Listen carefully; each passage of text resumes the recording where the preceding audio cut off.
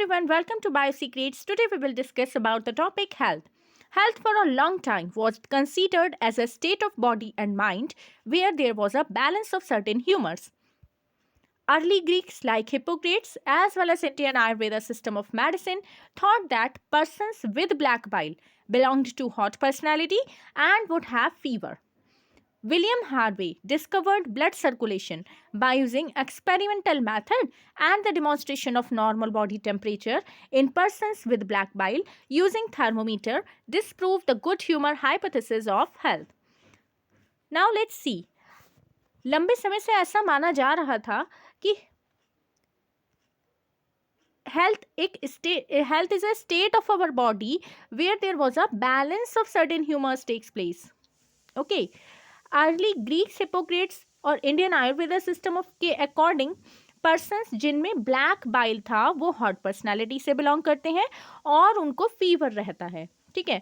लेकिन इसके बाद विलियम हार्वे एक साइंटिस्ट थे, उन्होंने ब्लड सर्कुलेशन की डिस्कवरी की थी by using experimental method and the demonstration, और उन्होंने बताया कि नॉर्मल बॉडी टेम्परेचर होता है उन पर्सन्स का जिनका ब्लैक बाइल है। लेकिन ये उन्होंने कैसे बताया? ये उन्होंने थर्मोमीटर से उसको चेक करके बताया। उस टाइम तक थर्मोमीटर डिस्कवर्ड नहीं हुए थे। फिर good humour hypothesis of health को डिसप्रूव कर दिया गया। लेटर ईयर्स ऑफ बायोलॉजी में दिया गया mind influences through neural system and endocrine system and our immune system maintains our health. देखिए, माइंड तो इन्फ्लुएंस करता है, होता है हमारे न्यूरल सिस्टम से और एंडोक्राइन सिस्टम से, ठीक है। और हमारा जो इम्यून सिस्टम है उसका फंक्शन है हमारी हेल्थ को मेंटेन करना।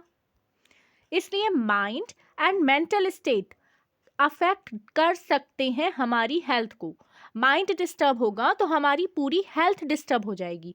मेंटल स्टेट पे डिपेंड करती है हमारी health. Health is affected by, health कैसे कैसे अफेक्टेड हो सकती है? या तो देखिए कोई जेनेटिक डिसऑर्डर हो सकता है चाइल्ड में, जब वो उसकी बर्थ होती है, बर्थ टाइम से ही हो सकता है, ठीक है, बाय बर्थ हो सकता है। अगर कोई जेनेटिक डिसऑर्डर किसी बच्चे में तो उसकी हेल्थ अफेक्टेड होगी। डेफिशिएंसीज हो सकती हैं कुछ, so deficiencies with which a child is born and deficiencies defects which the child inherits from parents from birth. Next, infection हो सकता है, कोई बैक्टीरिया आके, कोई वायरस आके या कोई पैथोजन, अदर पैथोजन आके हमारी बॉडी में एंटर कर सकता है, जिससे हमें कोई भी इन्फेक्शन होके कोई डिजीज हो सकती है, ठीक है, उससे हमारी हेल्थ अफेक्टेड होगी। Next point is lifestyle. Lifestyle also plays a very important role in our health, including food and water we take, rest and exercise we give to our bodies, habits that we have or lack, etc. Now come to common diseases in humans. A wide range of organisms belonging to bacteria, viruses, fungi, protozoans, helminths, etc. could cause diseases in man. Some diseases, कुछ diseases देखिए हमें bacteria, virus, fungi, protozoan, helminth से हो सकती हैं। इसके अलावा देखिए कुछ डिजीज करने वाले जो ऑर्गेनिजम्स होते हैं ना, उनको हम पैथोजन बोलते हैं। इस तरीके से such disease causing organisms are called pathogens. Most parasites are therefore pathogens as they cause harm to the host by living in और ऑन दैम। पैरासाइट्स भी टू टाइप्स के होते हैं, एक्टोपैरासाइट्स एंड एंडोपैरासाइट। जो हमारी बॉडी के ऊपर रहते हैं उनको एक्टोपैरासाइट बोलते हैं, और जो हमारी बॉडी के अंदर रहते हैं उनको एंडोपैरासाइट बोलते हैं। The pathogens can enter our body by various means, multiply and interfere with normal vital activities, resulting in morphological and functional damage. देखिए, पैथोजन एंटर करते हैं हमारी बॉडी में, किसी भी तरीके से वो एंटर कर सकते हैं और वहाँ पे जाके वो अपने नंबर को इंक्रीज करते हैं, मीन्स मल्टीप्लाई करते हैं, ठीक। और फिर वो हमारी जो नॉर्मल वाइटल एक्टिविटीज़ हैं बॉडी की, उनके साथ इंटरफेयर करते हैं। उससे फिर क्या होगा? मॉर्फोलॉजिकल और फंक्शनल डैमेज होगा। Now how do we define health? Health simply mean absence of disease और physical fitness? No, this is not the correct definition of health. Health could be defined as a state of complete physical, mental and social well-being. Okay. What happens when people are healthy? क्या होता है जब लोग healthy होते हैं? So when people are healthy, they are more efficient at work and this increases productivity, and brings economic prosperity. Next point is health increases longevity of people and reduces infant and maternal mortality rate. Now how we can maintain good health? हम good health को maintain कैसे करें? Balanced diet, personal hygiene, regular exercise and yoga. Some other necessary things required for achieving good health are awareness about diseases, vaccination against infectious diseases, proper disposal of wastage, control of vectors, maintenance of hygiene in food and water resources. When the functioning of one or more organs or systems of the body is adversely affected, characterized by appearance of various signs and symptoms, we say that we are not healthy, that is, we have a disease. Now diseases को two groups में divide किया गया है. First है infectious disease, second is non infectious disease. तो infectious disease वो diseases होती हैं जो एक व्यक्ति से दूसरे व्यक्ति में ट्रांसमिट होती हैं. Diseases which are easily transmitted from one person to another are called infectious diseases. Next point is infectious diseases are very common and every one of us suffers from these at some time or other. देखिए infectious disease बहुत ही common होती है. हम में से हर व्यक्ति को infectious disease कभी ना कभी हो चुकी होती है. नेक्स्ट पॉइंट है इसमें कुछ इन्फेक्शियस डिजीजेज हैं, जैसे कॉमन फ्लू भी इन्फेक्शियस डिजीज़ है. यहाँ पे एड्स जो इन्फेक्शियस डिजीज़ है that is very fatal, that is very very harmful disease. Now come to non infectious disease. Non infectious disease transmit नहीं होती हैं एक पर्सन से दूसरे पर्सन में. So diseases which are not transmitted from one person to another are called non infectious disease. Among non infectious diseases cancer is the major cause of death. देखिए जो infectious disease हैं उसमें बहुत सारी diseases आती हैं, but ads जो है वो फैटल डिजीज़ है, बहुत ज़्यादा हार्मफुल है.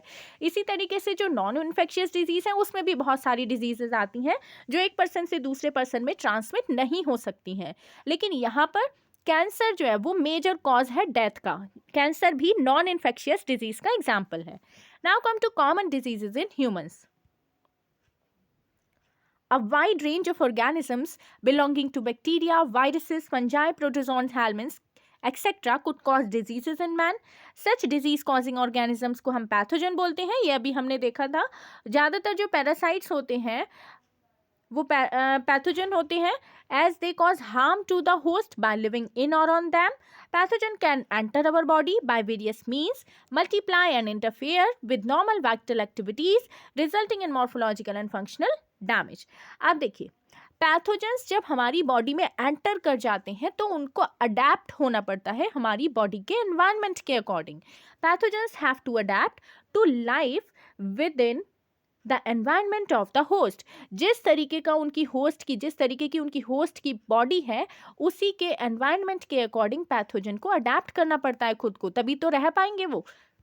For example the pathogen that enter the gut must know a way of surviving in the stomach at low pH and resisting the various digestive enzymes.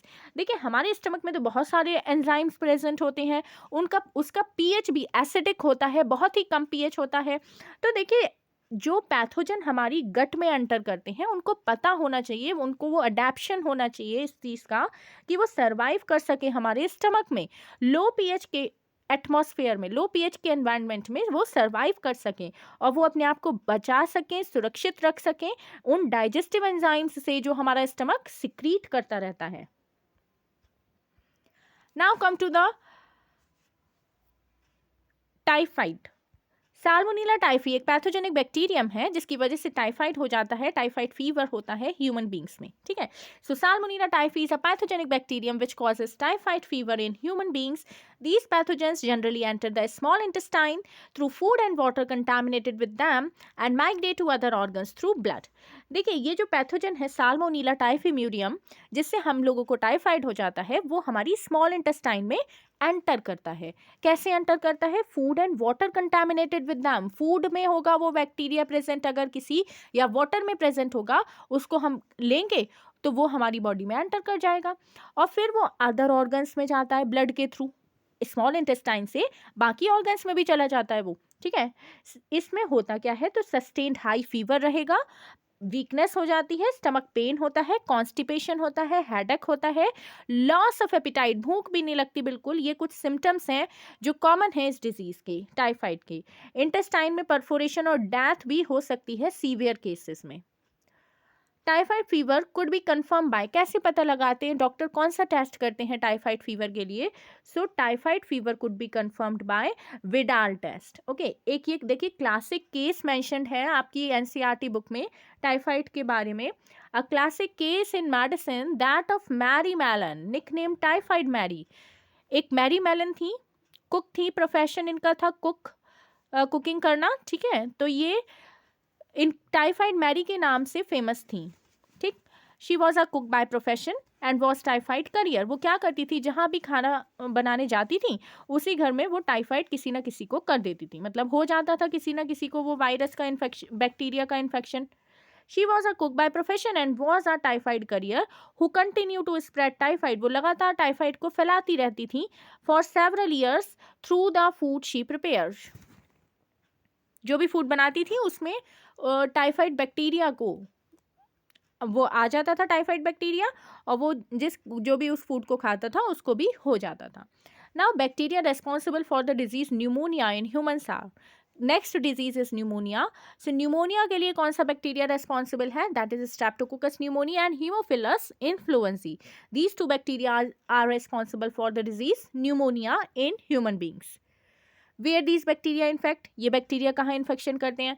तो देखिए ये बैक्टीरिया इन्फेक्शन करते हैं, these bacteria infects the alveoli, air filled sacs of the lungs in humans. Humans में lungs में इस तरीके के स्ट्रक्चर्स प्रेजेंट होते हैं एल्व्यूलाई। एल्व्यूलाई का फंक्शन क्या होता है? गैसियस एक्सचेंज करना, ठीक है। तो एल्व्यूलाई में ये बैक्टीरिया इन्फेक्शन करता है। As a result of the infection the alveoli get filled with fluid leading to severe problems in respiration. इस इन्फेक्शन से क्या होता है, एल्व्यूलाई में फ्लूड फिल्ड हो जाता है और फिर प्रॉब्लम हो जाती है बहुत ज़्यादा हमें सांस लेने में। न्यूमोनिया के सिम्टम्स है फीवर, चिल्स, कफ, हेडेक। सीवियर केसेस में क्या होता है न्यूमोनिया में? लिप्स और फिंगर नेल्स ब्लू कलर के हो जाते हैं। In severe cases, the lips and fingernails may turn gray to bluish in color. A healthy person acquires the infection by inhaling the droplets, aerosols released by an infected person, or even by sharing glasses and utensils with the infected person. देखिए dysentery है, plague है, diphtheria है, ये भी कुछ other bacterial diseases हैं man में। बहुत सारे वायरस भी मैन में डिजीजेस कर सकते हैं, ह्यूमन बींग्स को डिजीजेस कर सकते हैं। Now come to the next disease that is common cold. Common cold most infectious human ailment है जो वायरस से होता है, राइनो वायरस से, ठीक है। So common cold is the most infectious human element caused by a virus named rhino virus. Rhino virus infection करता है नोज में और रेस्पिरेटरी पैसेज में, लेकिन ये हमारे लंग्स में कोई इन्फेक्शन नहीं करता है। लंग्स में इन्फेक्शन न्यूमोनिया वाले बैक्टीरिया करते हैं, streptococcus pneumoniae and haemophilus influenzae. Okay, now common cold में क्या क्या हो जाता है? तो कॉमन कोल्ड में nasal congestion and discharge, sore throat, hoarseness, cough, headache, tiredness, these are symptoms of common cold, and these symptoms usually last for 3 to 7 days. Droplets from cough or sneezes of an infected person are either inhaled directly or transmitted through contaminated objects such as pan, cup, mobile, etc. cause infection in healthy person. Healthy person ये सारी चीज़ें छुएंगे अगर किसी infected person से छुई हुई तो उनको भी ये इन्फेक्शन हो जाएगा। कुछ ह्यूमन डिजीजेस हैं जो प्रोटोजोन्स भी कर सकते हैं, जैसे मलेरिया है, ये एक डिजीज़ है जो बहुत ही कॉमन है, ठीक है। A disease man has been fighting since many years. Plasmodium, a tiny protozoan, is responsible for malaria. Different species of Plasmodium responsible for different types of malaria. देखिए प्लाज्मोडियम बैक्टीरिया है, Plasmodium है एक ये, जिससे हमें मलेरिया डिजीज हो जाती है। प्रोटोजोआ है ये प्लाज्मोडियम, ठीक है। अलग अलग टाइप्स के हैं Plasmodium, Plasmodium vivax, Plasmodium malariae and Plasmodium falciparum. Malignant malaria caused by Plasmodium falciparum is the most serious one. Plasmodium falciparum करता है malignant malaria, वो बहुत ही ज़्यादा सीरियस होता है और वो डेथ भी कर सकता है, ठीक है, and can even be fatal. Plasmodium enter करता है ह्यूमन बॉडी में स्पोरोजॉइट्स की फॉर्म में. उनकी इन्फेक्शियस फॉर्म होती है प्लाज्मोडियम की स्पोरोजॉइट्स. कैसे इन्फेक्शन होता है स्पोरोजॉइट का? जब एनोफिल्स मॉस्किटो बाइट करेगा, ठीक है, फीमेल एनोफिल्स मॉस्किटो बाइट करेगा तो उससे आ जाते हैं ये स्पोरोजॉइट्स.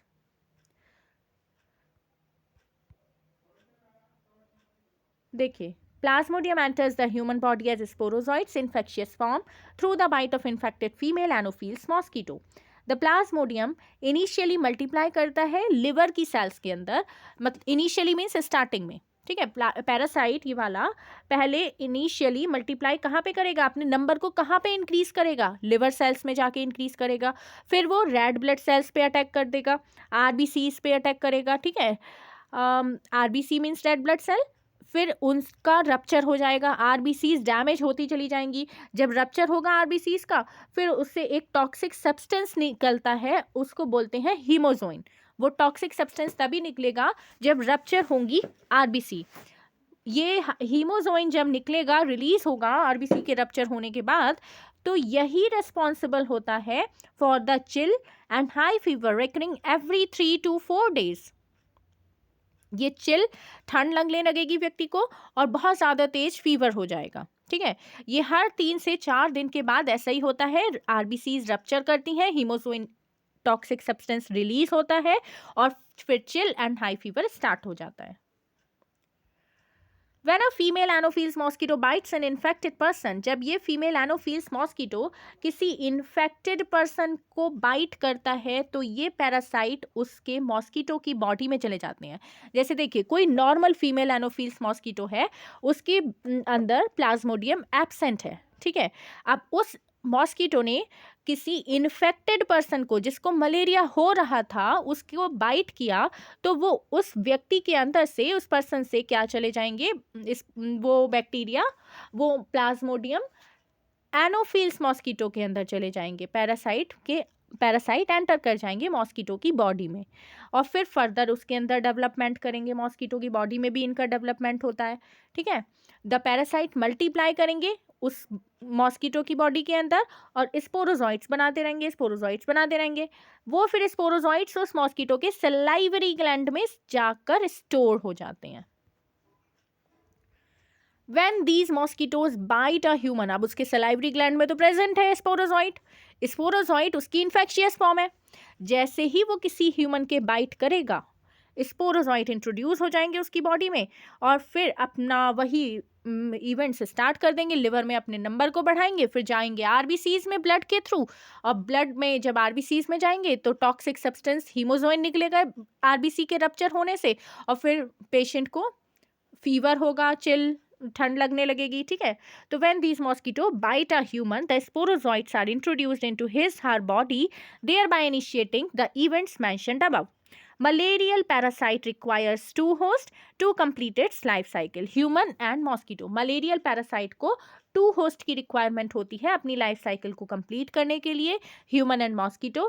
देखिए, female Anopheles mosquito is the vector transmitting agent too. केवल फीमेल एनोफिल्स मॉस्किटो के काटने से ही ये मलेरिया डिजीज हो सकती है. फिर से एक बार ये डायग्राम देख लेते हैं लाइफ साइकिल ऑफ प्लाज्मोडियम का. यहाँ देखिए, when the mosquito bites another human, sporozoites are injected with bite. जैसे ही मॉस्किटो ने किसी ह्यूमन के काटा, स्पोरोजॉइट्स एंटर कर गए, स्पोरोजॉइट्स इंजेक्ट हो गए हैं उसके काटने के बाद. ये यहाँ पे स्पोरोजॉइट एंटर हो गए. कहाँ पे जाएंगे स्पोरोजॉइट? लिवर में जाएंगे. पैरासाइट्स मीन्स स्पोरोजॉइट्स, जो इन्फेक्शियस फॉर्म है उस पैरासाइट की, वो रीच हो चुके हैं लिवर में ब्लड के थ्रू. ब्लड में पहुंचने के बाद वो लिवर में पहुंचेंगे. फिर पैरासाइट रिप्रोड्यूस करेगा, asexually in liver cells, liver cells के अंदर पैरासाइट एसेक्सुअल रिप्रोडक्शन करके अपनी नंबर को इंक्रीज करेगा, ठीक है, और सेल्स को बस्ट करता रहेगा, ब्लड में रिलीज होता रहेगा। फिर क्या होगा, पैरासाइट रिप्रोड्यूस करता है एसेक्सुअली रेड ब्लड सेल्स में, आरबीसी में जाएगा ना, फिर आरबीसी में जाके एसेक्सुअली रिप्रोडक्शन करेगा, फिर आरबीसी की सेल्स को बर्स्ट करेगा, और फिर cycle of fever and chills, ये सारे सिम्टम्स स्टार्ट हो जाएंगे। Released parasites infect new RBCs, जैसे एक रेड ब्लड सेल से निकला, फिर दूसरी रेड ब्लड सेल को इन्फेक्शन करेगा, फिर उस ब्लड सेल को आरबीसी को रप्चर करेगा, टॉक्सिन हीमोजोइन रिलीज होगा, व्यक्ति को क्या होगा, पेशेंट को फिर से वही सिम्टम्स स्टार्ट हो जाएंगे मलेरिया के, फीवर, चिल।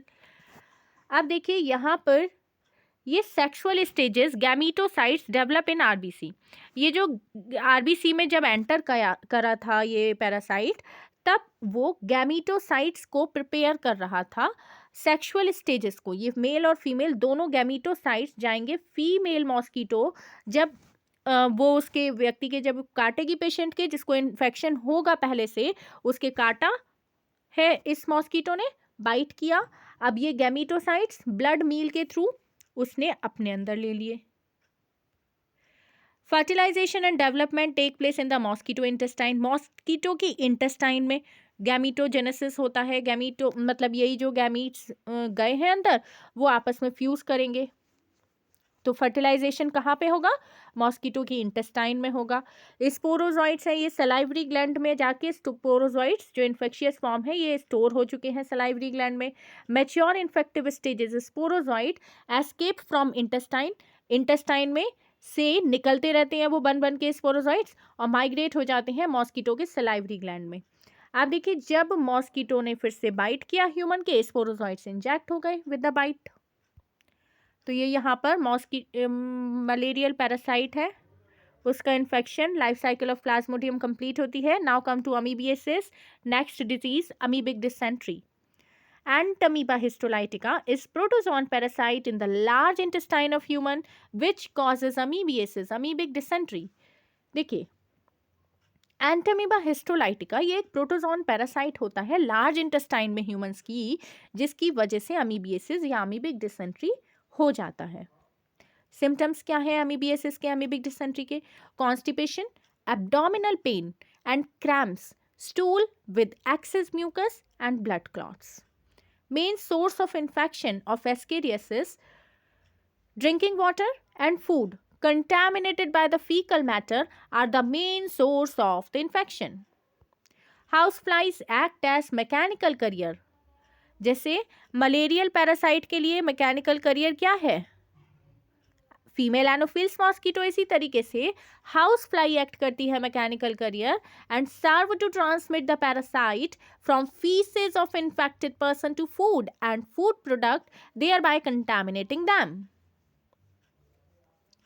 देखिए जो उघड़ा हुआ अनकवर्ड फूड होता है उस पर ये हाउस फ्लाइज जाकर बैठती हैं, और प्लाज्मोडियम जो ये एस्केरिस वाला प्लाज्मोडियम है, ये है पैरासाइट, उसको वो उस पर क्या करती हैं, इन्फेक्ट कर देती हैं उसको, फूड को, और फिर वही फूड हम ले लेते हैं, वो इन्फेक्शन हमारे अंदर हो जाता है। एस्कैरियसिस, एस्कैरिस कॉमन राउंड वर्म होता है, और वुचरेरिया फिलेरियल वर्म है, ये नेक्स्ट डिजीज है ये एस्कैरियसिस। तो ascaris common roundworm and wuchereria filarial worm होता है। ये कुछ हेलमिंट्स हैं which are known to be pathogenic to man. Ascaris एक इंटेस्टाइनल पैरासाइट है जो एस्कैरियसिस के लिए रिस्पॉन्सिबल है। सिम्टम्स क्या होता है हमें एस्कैरियसिस में, it includes internal bleeding, muscular pain, fever, anaemia, blockage of the intestinal passage. The eggs of the parasite are excreted along with the feces of infected person which contaminate soil, water, plants etc. इस parasite के जो eggs होते हैं वो excrete होते हैं along with the faeces, faeces के साथ, फीसेस जो वेस्ट मटेरियल है, वेस्ट है, उसके साथ एक्सक्रीट होते हैं इन्फेक्टेड पर्सन उसको फिर कंटामिनेट हो जाता है वो सॉइल में, वाटर में, प्लांट्स में. हेल्दी पर्सन एक्वायर करता है इस इन्फेक्शन को through contaminated water, vegetables and fruits. Now come to the next disease, that is elephantiasis और filariasis. Wuchereria, the filarial worm, Wuchereria bancrofti, and Wuchereria malai cause a slowly developing chronic inflammation of the organs in which they live for many years, usually the lymphatic vessels of the lower limbs, and the disease is called elephantiasis or filariasis. देखिए elephantiasis disease में क्या होता है, chronic inflammation, बहुत ही ज़्यादा dangerous inflammation. Inflammation mean swelling, swelling हो जाती है ऑर्गन्स में, जहाँ पे ये वुचरेरिया, वुचरेरिया बैंक्रॉफ्टी, वुचरेरिया मलाई जिस भी ऑर्गन में इन्फेक्शन करते हैं, ठीक, in which they live for many years, कई सालों तक रहते हैं ये वहाँ पर. यूजुअली तो लिम्फेटिक वेसल्स में ये स्वेलिंग करते हैं, लोअर लिम्स में स्वेलिंग करते हैं. और ये जो डिजीज़ है उसको एलिफेंटियासिस और फिलेरियासिस बोलते हैं. जेनाइटल ऑर्गन्स भी इनसे अफेक्ट हो जाते हैं. इससे फिर ग्रॉस डिफॉर्मिटीज़ होती है, बहुत ज़्यादा प्रॉब्लम हो जाती है क्योंकि जेनाइटल ऑर्गन्स में भी स्वेलिंग हो जाती है. Pathogens are transmitted to a healthy person through the bite by the female mosquito vector. ये भी फीमेल मॉस्किटो वेक्टर के ही बाइट से होते हैं. इस तरीके से स्वेलिंग हो जाती है इसमें, एलिफेंटियासिस में. Diagram showing inflammation in one of the lower limbs due to elephantiasis. Now come to next disease, that is ringworm. Many fungi belonging to the genera Microsporum, Trichophyton and Epidermophyton are responsible for the ringworm, which is one of the most common infectious disease in man. तो देखिए ring warm disease हमें fungi से होती है. ये कुछ genre है जिनसे हमें रिंग वॉर्म हो जाता है. माइक्रोस्पोरम, ट्राइकोफाइटॉन, एपिडर्मोफाइटॉन, यही रेस्पॉन्सिबल है रिंग वॉर्म के लिए, जो कि मोस्ट कॉमन इन्फेक्शियस डिजीज है ये, ठीक है. सिम्टम्स क्या है रिंग वॉर्म के, क्या होता है रिंग वॉर्म में, appearance of dry scaly lesions on various parts of the body, जैसे स्किन पे, नेल्स पे, स्काल्प पे बहुत मतलब ड्राई स्केली लेजन्स हो जाते हैं. अभी मैं आपको पिक्चर भी उसकी दिखाऊंगी. Are the main symptoms of the disease. These lesions are accompanied by intense itching, और फिर उसमें बहुत ज़्यादा इचिंग होती है इस तरीके से. Diagram showing ringworm affected area of the skin. Heat and moisture help these fungi to grow, which makes them thrive in skin folds, such as those in the groin or between the toes. Heat and moisture अगर उनको मिल गया इन fungi को तो वो बहुत ही अच्छे से grow कर पाती हैं. रिंगवर्म जनरली एक्वायर्ड होता है फ्रॉम सॉइल और बाय यूजिंग टॉवल, क्लोथ्स और even the comp off infected individuals. Now, maintenance of personal and public hygiene is very important for prevention and control of many infectious diseases. Measures for personal hygiene include, personal hygiene में क्या है देखिए, keeping the body clean, consumption of clean drinking water, food and vegetables, fruits etc. अब public hygiene, तो देखिए ये personal and public hygiene को maintain करना बहुत ही ज़्यादा ज़रूरी है इन डिजीज़ेस को, जो भी इन्फेक्शियस डिजीज़ेस हैं उनको कंट्रोल करने के लिए और उनको उनसे बचने के लिए. और उसमें क्या है पर्सनल हाइजीन, तो ये सारी हो गई, keeping the body clean, consumption of clean drinking water, food, vegetables, fruits etcetera. इसके बाद पब्लिक हाइजीन में क्या है, प्रॉपर डिस्पोजल करें वेस्ट का, एक्सक्रीटा वेस्ट मटेरियल, ठीक है. पीरियोडिक क्लीनिंग करवाएं, डिसइंफेक्शन करवाएं वाटर रिजर्वायर्स का, पूल्स का, टैंक्स का, and observing standard practices of hygiene in public catering. These measures are particularly essential where the infectious agents are transmitted through food and water such as typhoid, amoebiasis and ascaris. इसी तरीके से हम ये पूरा chapter discuss करेंगे. If my videos are helpful for you then please like, share and subscribe this channel. Okay, and if you have any query then you can write it in comment section. In case of airborne diseases such as pneumonia and common cold, in addition to the above measures, close contact with the infected persons or their belongings should be avoided. Airborne diseases के case में क्या होता है, जैसे कि pneumonia है, airborne disease means कि उसका इन्फेक्शन एयर में होता है present. Airborne disease, pneumonia, common cold. तो यहाँ पर इन्फेक्टेड पर्सन से क्लोज कांटेक्ट भी नहीं करना है हमें, और उनकी बिलोंगिंग से, मतलब उनकी जो भी चीज़ें हैं उनसे भी हमें दूर रहना है, उनको भी अवॉइड करना है। अब जैसे कुछ डिजीजेस होती हैं, डेंगू है, चिकनगुनिया है, मलेरिया है, फिलेरियसिस है, जो इंसेक्ट वेक्टर से ट्रांसमिट होती हैं, मीन्स जो मॉस्किटोज से ट्रांसमिट होती हैं। यहाँ पर जो most important measure is to control और eliminate the vectors and their breeding places. तो वेक्टर्स को और उनकी ब्रीडिंग प्लेसेस को, जहाँ पे उनकी ब्रीडिंग हो रही है, उसको एलिमिनेट करना है और उसको कंट्रोल करना है। This can be achieved by, वो कैसे करेंगे, तो avoiding stagnation of water in and around residential areas. Residential areas means जहाँ भी हम रह रहे हैं वहाँ पे अवॉइड करना है हमें स्टैग्नेशन ऑफ वाटर, पानी इकट्ठा नहीं होने देना है आसपास। रेगुलर क्लीनिंग करवानी है हाउस होल्ड कूलर की, use of mosquito nets, introducing fishes like gambusia in ponds that feed on mosquito larvae. देखिए, गैम्बूशिया एक ऐसी फिश होती है जो मॉस्किटो के लार्वा को फीड करती है, ठीक है। तो पॉन्ड्स में गैम्बूशिया फिश को इंट्रोड्यूस करवाना है ताकि मॉस्किटो लार्वा को वो फीड कर ले, और जब मॉस्किटो लार्वा ही नहीं होंगे तो मॉस्किटो भी अपने आप खत्म हो जाएंगे। स्प्रेइंग करना है इंसेक्टिसाइड्स को। Doors and windows should be provided with wire mesh to prevent the entry of mosquito. The advancements made in biological science have armed us to effectively deal with many infectious diseases. The use of vaccines का use, immunization programs का use have enabled us to completely eradicate our deadly diseases like smallpox. देखिए, vaccine से, immunisation से क्या हुआ है, एक बहुत ही घातक जो बीमारी है, डिजीज़ है स्मॉल पॉक्स, उसको हमने इरेडिकेट किया है, काफ़ी हद तक कंट्रोल किया है, ख़त्म किया है। A large number of other infectious diseases जैसे पोलियो, डिप्थीरिया है, निमोनिया है, टिटनस है, उनको भी काफ़ी हद तक कंट्रोल किया गया है by the use of vaccines. Biotechnology is the at the verge of making available newer and safer vaccines. Biotechnology से भी हम काफ़ी सारी न्यू एंड सेफ वैक्सीन्स को प्रिपेयर करवा रहे हैं। Discovery of antibiotics and various other drugs has also enabled us to effectively treat infectious diseases. Antibiotics की डिस्कवरी और काफ़ी अदर जो ड्रग्स हैं उनकी डिस्कवरी से क्या हो रहा है, इन्फेक्शियस डिजीज़ को ट्रीट किया जा रहा है। Next topic is immunity. Every day we are exposed to large number of infectious agents. हर दिन हमें बहुत सारे infectious agents का सामना करना पड़ता है. However, only a few of these exposures result in disease. Why? लेकिन हमें हर किसी बैक्टीरिया से या हर किसी पैथोजन से तो इन्फेक्शन नहीं हो जाता है. क्यों नहीं होता है? This is due to the fact that the body is able to defend itself from most of these foreign agents.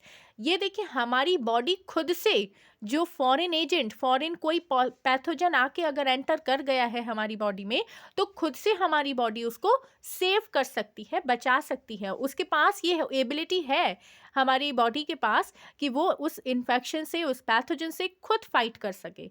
The ability of the host की ability to fight the disease causing organism. Disease causing organism से fight करने की जो host की ability है, conferred by the immune system, is called immunity. This is the definition of immunity.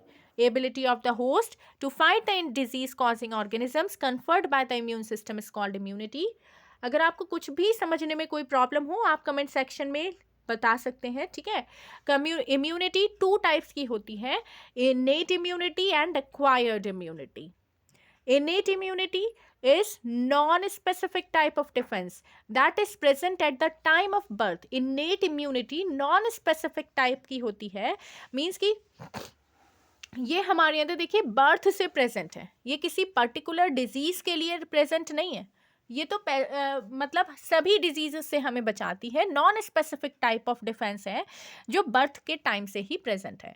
This is accomplished by providing different types of barriers to the entry of the foreign agents into our body. देखिए, ये हमें बहुत सारे barriers provide करती है किसी foreign agent की entry के लिए. हमारी बॉडी में किसी फॉरेन एजेंट की एंट्री ऐसे नहीं करने देती है. इनेट इम्यूनिटी में 4 टाइप्स के बैरियर्स होते हैं: physical barrier, physiological barrier, cellular barrier and cytokine barrier. Point number 1, physical barrier. Physical barrier में आता है हमारी स्किन और म्यूकस कोटिंग। देखिए, skin on our body is the main barrier which prevents entry of the microorganisms. हमारी skin जो है वो मेन बैरियर है जो किसी भी माइक्रो ऑर्गेनिजम्स की एंट्री को प्रिवेंट करती है। Next point is mucus coating of the epithelium lining. The respiratory, gastrointestinal and urogenital tract also help in trapping microbes entering our body. Mucus coating होती है एपिथेलियल लाइनिंग पे। Epithelial जहाँ पे भी एपिथेलियल सेल्स प्रेजेंट हैं वहाँ पे उसकी लाइनिंग पे म्यूकस कोटिंग प्रेजेंट है। कहाँ पर? रेस्पिरेटरी ट्रैक्ट में, गैस्ट्रोइंटेस्टाइनल ट्रैक्ट में, यूरोजेनाइटल ट्रैक्ट में। इससे भी क्या होता है कि जो भी माइक्रोब एंटर किया उसको वो ट्रैप कर लेती है। म्यूकस कोटिंग से आगे ही नहीं बढ़ पाएगा microbe. Next is physiological barrier. First point is physical barrier. It includes skin and mucus coating. Second point is physiological barrier. देखिए, एसिड प्रेजेंट है स्टमक में, सलाइवा प्रेजेंट है माउथ में और टीयर्स प्रेजेंट है आईज में। ये तीनों ही फिजियोलॉजिकल बैरियर्स में आते हैं। Acid in the stomach, saliva in the mouth and tears from eyes all prevent microbial growth. इन तीनों की प्रेजेंस में कोई भी माइक्रोब ग्रो नहीं हो सकता। Third point is cellular barrier.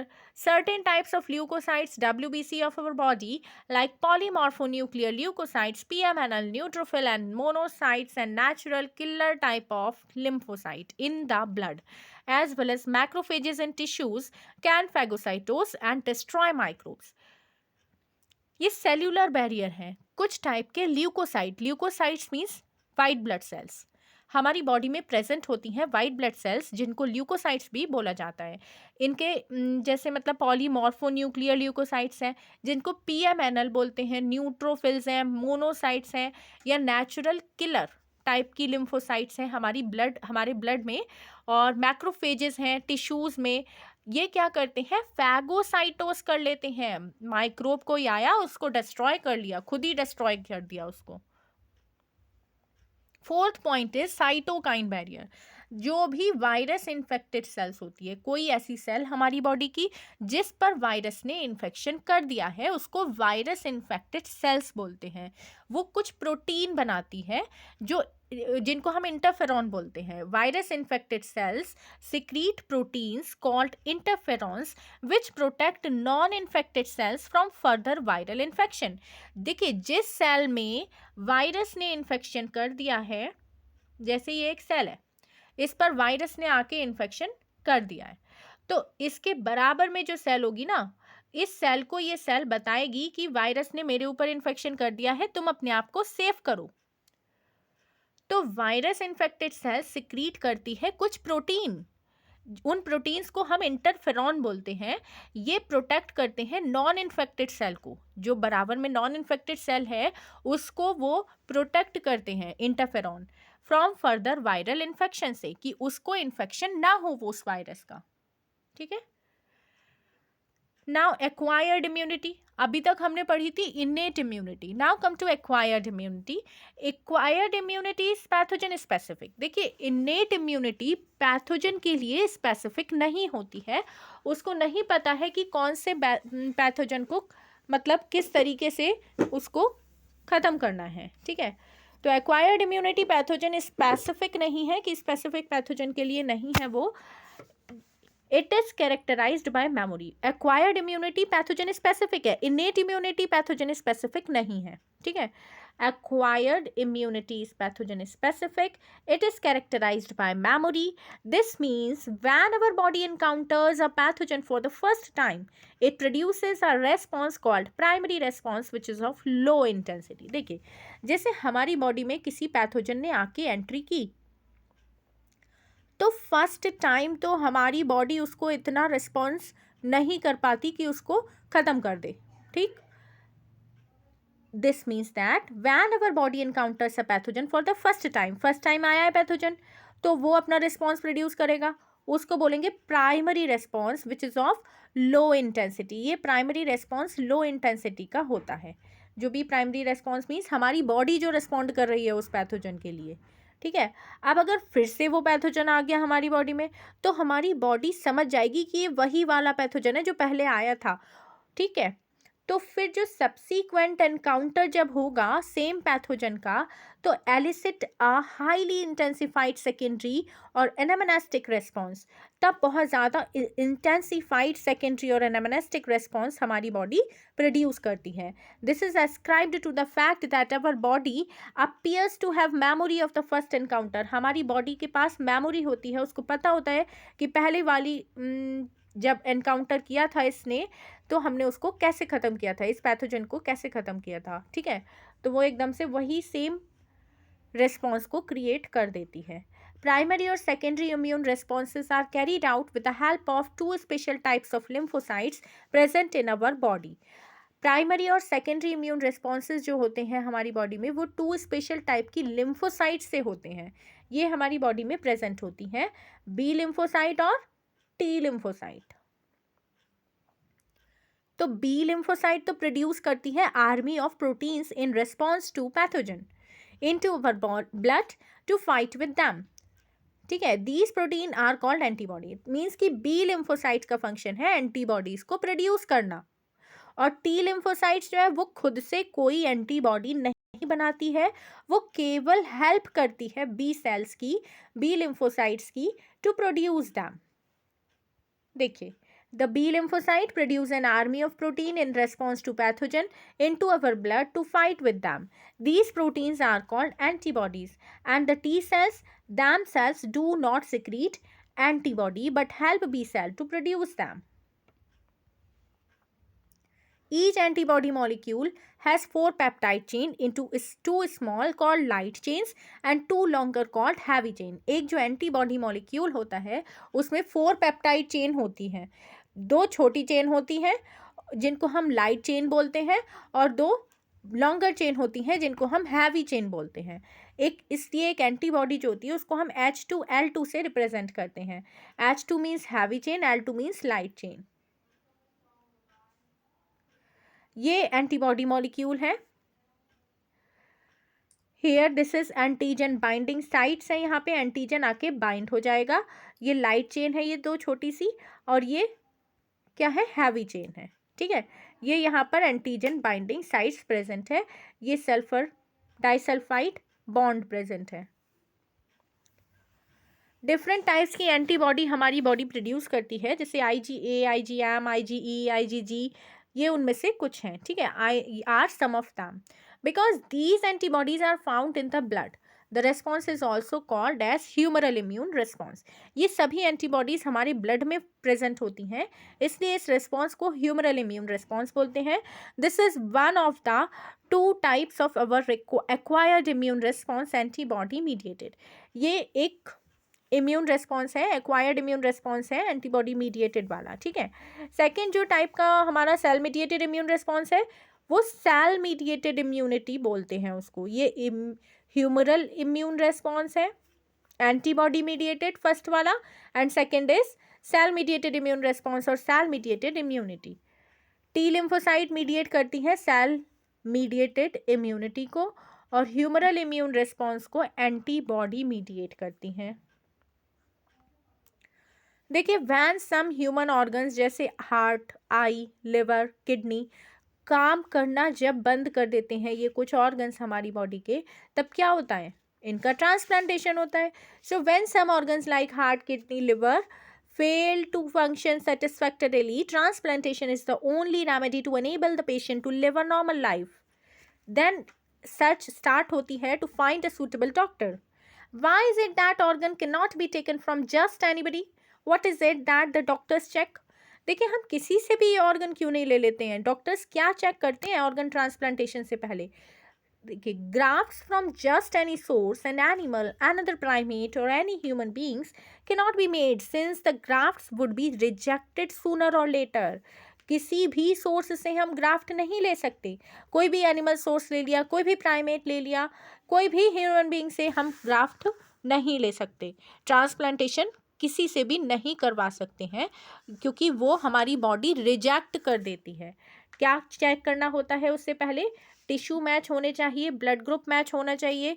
ये कुछ एसेंशियल थिंग्स हैं before undertaking any graft or transplant, and even after this the patient has to take immunosuppressant all his her life. Transplantation के बाद पूरी लाइफ इम्यूनोसप्रेसेंट्स मेडिसिन्स लेनी पड़ती हैं। हमारी बॉडी डिफ्रेंशिएट कर सकती है, पहचान सकती है कि हमारी बॉडी की ही ऑर्गन है या नहीं। तो the body is able to differentiate self and non-self, and cell mediated immune response is responsible for the graft rejection. ध्यान रखिएगा, graft rejection के लिए कौन सा immune response responsible होता है? Cell mediated immune response is responsible. Active immunity, when a host is exposed to antigen which may be in the form of living or dead microbes or other proteins, antibodies are produced in the host body. This type of immunity is called active immunity. जब host expose होगा किसी antigen से तो क्या होगा, चाहे वो living हो या dead microbe हो या कोई protein हो, antibody हो, तो host जो है वो antibody बनाता है। जैसे हमारे अंदर कोई आके पैथोजन एंटर कर गया, ठीक है, तो हमारी बॉडी, हम होस्ट हो गए, हमारी बॉडी उसके लिए एंटीबॉडीज बनाती है, ठीक है। इस टाइप की जो इम्यूनिटी होती है वो एक्टिव इम्यूनिटी होती है। एक्टिव इम्यूनिटी स्लो होती है और उसको टाइम लगता है, पूरा इफेक्टिव रिस्पॉन्स देने में उसको टाइम लगता है। Injecting the microbes deliberately during immunization और infectious organisms gaining access into body during natural infection induce active immunity. Active, देखिए जैसे हमने कोई वैक्सीन लगवाई है तो उसमें कोई क्या हुआ है, डेलिबरेट कोई माइक्रोब जो लेस फंक्शनल है उसको इंजेक्ट करवा दिया है बॉडी में, लेकिन फिर जब वो बाद में हमारे अंदर इन्फेक्शन करेगा, नेचुरल इन्फेक्शन जब होगा उस माइक्रोब का, तो हमारी बॉडी की जो एक्टिव इम्यूनिटी है वो उस माइक्रोब को किल कर देती है। अब देखिए पैसिव इम्यूनिटी, जब रेडीमेड एंटीबॉडीज डायरेक्टली दी जाती हैं प्रोटेक्ट करने के लिए बॉडी को against foreign antigen, it is called passive immunity. When ready-made antibodies are directly given to protect the body against foreign agents, it is called passive immunity. Passive immunity का example है जैसे mother's milk, उसको हम consider करते हैं very essential for new born infant. क्यों? क्योंकि उसमें येलोइश फ्लूइड कोलेस्ट्रम प्रेजेंट होता है जो मदर सिक्रीट करती है during the initial days of lactation. Lactation के इनिशियल डेज में, स्टार्टिंग के टाइम पर मदर सिक्रीट करती है कोलेस्ट्रम, येलो कलर का फ्लूइड होता है वो, और उसमें बहुत ज़्यादा एंटीबॉडीज प्रेजेंट होती हैं। कौन सी वाली? IgA type antibody, to protect the infant, वो इन्फेंट को प्रोटेक्ट करने में हेल्पफुल होती हैं। So the fetus also receives some antibodies from their mother through the placenta during pregnancy. Okay. Now from vaccination and immunization, we will discuss in next video. If my videos are helpful for you, then please like, share and subscribe this channel. और कोई भी problem हो, आपको किसी भी topic से related video चाहिए हो, तो आप कमेंट सेक्शन में बता सकते हैं। Thank you.